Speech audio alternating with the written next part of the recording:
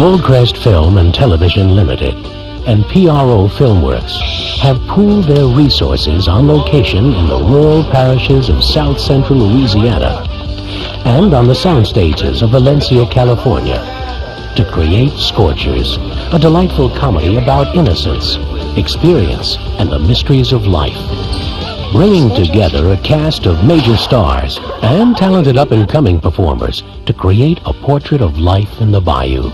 And action!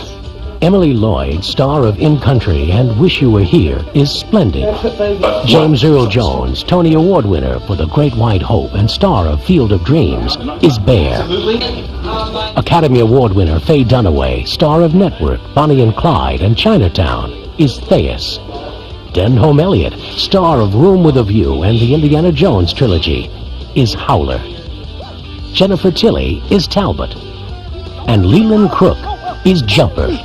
Bringing them all together for Goldcrest in the fictional Bayou Latesh is writer-director David Beard, translating his successful stage trilogy Scorchers to the screen. Action!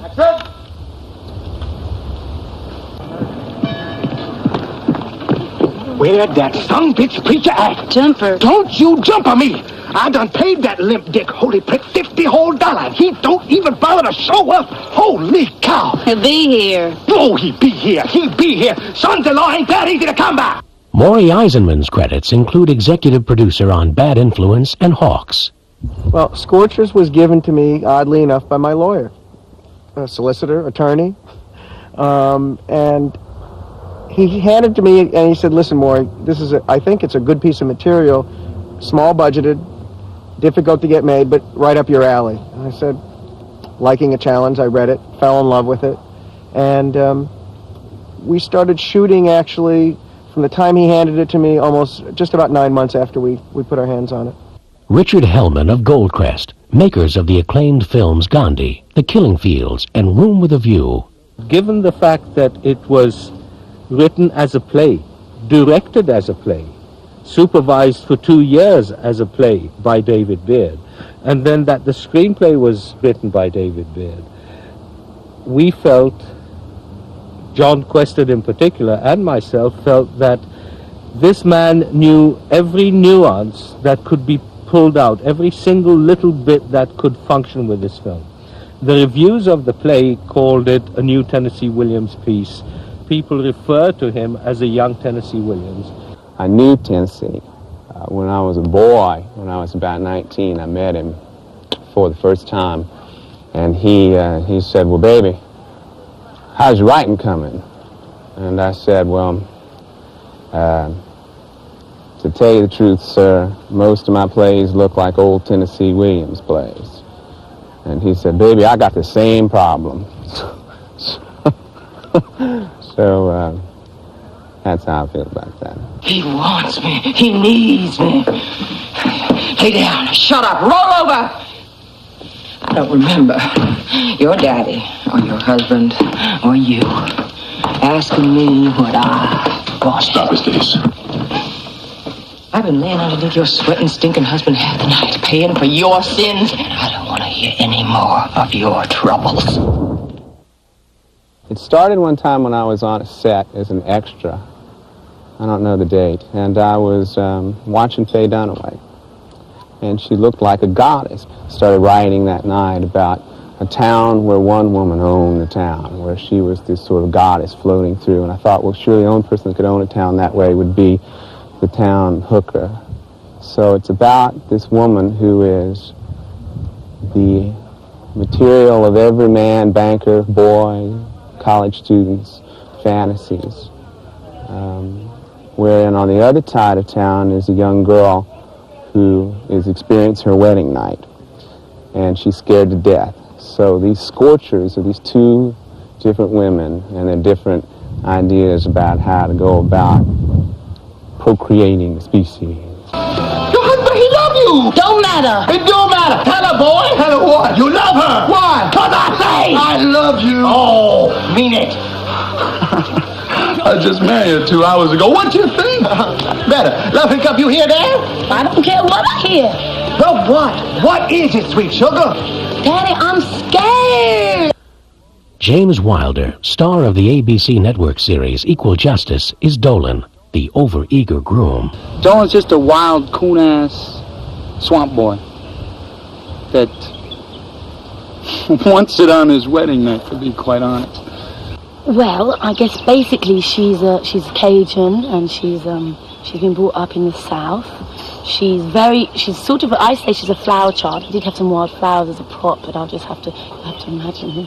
But she's very, she's brought up by the swamp, so she's very unsophisticated and, loves hanging out in boats, and she's a bit of a tomboy, as you can see by the way I'm dressed at the moment, because she's getting married. Why don't you state the obvious then? And I don't know, she's just, she's lovely to play. She talks like this a little bit, that's right now she, because a lot of Cajun people are of French descent. There's a lot of Jumper in David, and I think in the beginning what I did was I just sort of keyed into what David does a lot of times, especially with his acting students, and he kind of pets and pulls them in his lap and, just acts like a big daddy to them, and I think that's sort of what I saw Jumper doing. Quiet, please, folks. No talking. Hands up! That was essential to get it down here in the South on locations. I've expanded the script quite a bit. I've added a lot of characters. James Earl Jones, when he read the script originally, did not know it had been a play. At that point, I quit worrying. A copy of the script was sent to my agency, and I had a chance to read it. One of those few scripts where you turn the first page, and you're usually saying, I'll see if I can get through the first 10 pages, and then if it's anything, I'll put it down, I'll finish it later, No, I had seen movies that are unusual before, and I had friends in them. And I've always said, why can't I find a movie that's unusual like that? Scorchers. Yeah, I think it's good to get set up. Get set up. You listen, you explain it to me so I can understand, right? Then the music and I like the script very much indeed. In fact, it's one of the most brilliant scripts I've ever read. It's so funny. Of course, a lot of it's done in the Cajun, is that how you pronounce it? Dialect. I don't do that. I mean, I'm just an old English actor who happens to be down there as a drunk, Then I was listening to a exquisitely beautiful passage of music that my character has put on the jukebox because I know he likes that stuff. But suddenly, I can't stand it. I don't know what is like that stuff. Okay, yeah. Absolutely. Yeah. Okay, thank you. Yeah, okay. That's it, yeah. Hate to admit it. Absolutely. Do you like it? Or stay on track, man? Do you like it?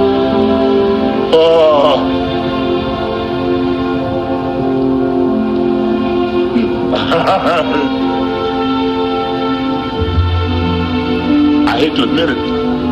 Absolutely. Why?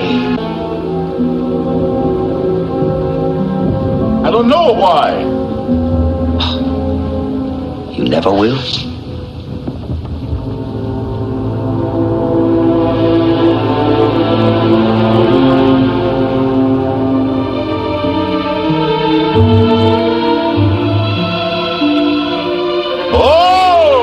But with his brain, he's still holding on. And when he says, let go, do you like it?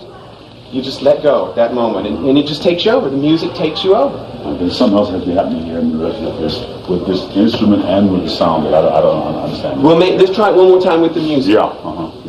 David is quite, without exception, one of the best directors I've ever worked with. He's so encouraging, but he'll never, if he wants to give you a note and alter your performance, he'll do it in a way which doesn't cut your knees off, and he's terribly nice to work with. I think everybody who's worked with him would say that. He's so enthusiastic, he makes you feel like $1 million. He opens up all sorts of avenues that perhaps one hadn't thought of, and I couldn't be more of a fan. I think he's wonderful. Jennifer Tilly is quite often seen as some sort of like bimbo or like that. And I cast her as a young, homely girl whose husband won't make love to her. Her sort of long, arduous journey sort of takes her to the bar where James Earl Jones and Denham Elliott and Faye Dunaway are hanging out. Except for in the movie, they're Howler and Bear and Thais. and Thais is the prostitute that done stole her man. So Talbot starts blasting out the windows of the bar.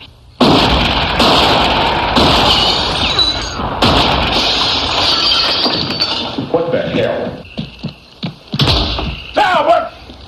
Go to hell, Bear! I know she's in there! I know she's in there! Don't lie to me!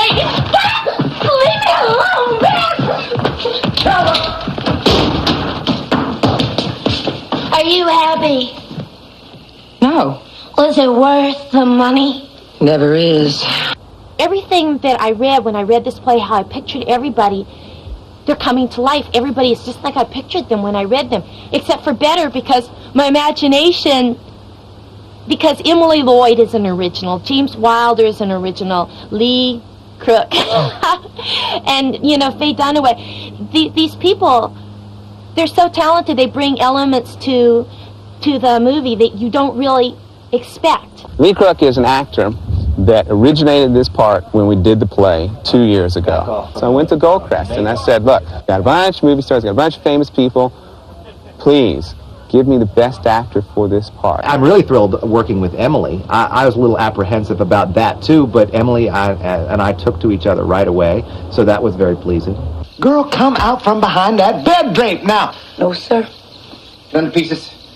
There ain't but so much of this a man gonna take. Amen. He has done put up with more than any man ought to have put up with on his wedding night. Oh, you busted my heart open. I'm gonna bust your head open. You licked me again. You heard that? I heard that. You better say yes, sir, to me. Yes, sir. And you take off your clothes. You get your ass down here in this bed right this minute. Oh, I learnt some Cajun dancing to get into the rhythms of the way that they speak, because the dance and just eating crawfish and just learning the whole culture.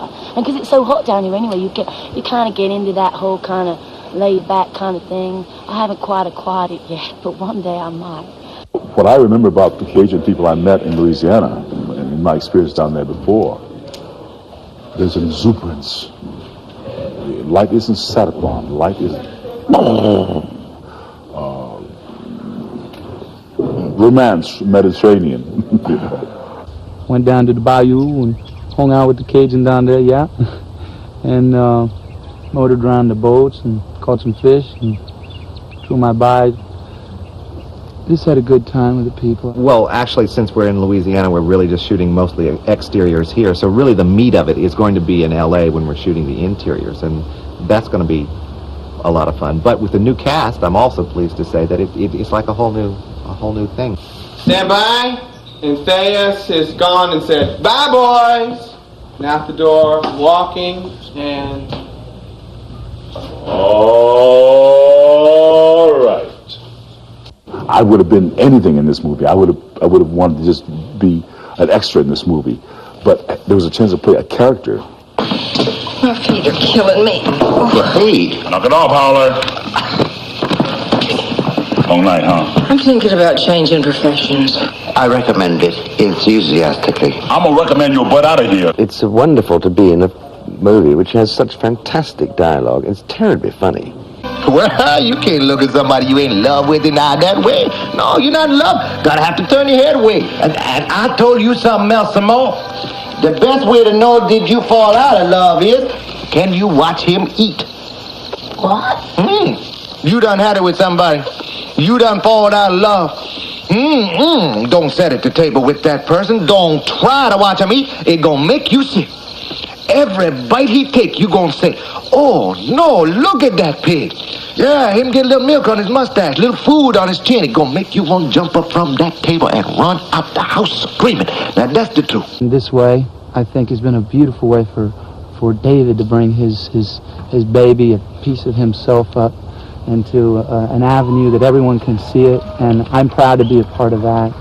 And I just hope everyone loves it as much as I do. It is not a silly sex farce. It is not a heavy night in the theater. I hope people will do a whole lot of laughing, and I hope that we're dealing with some issues that may have a little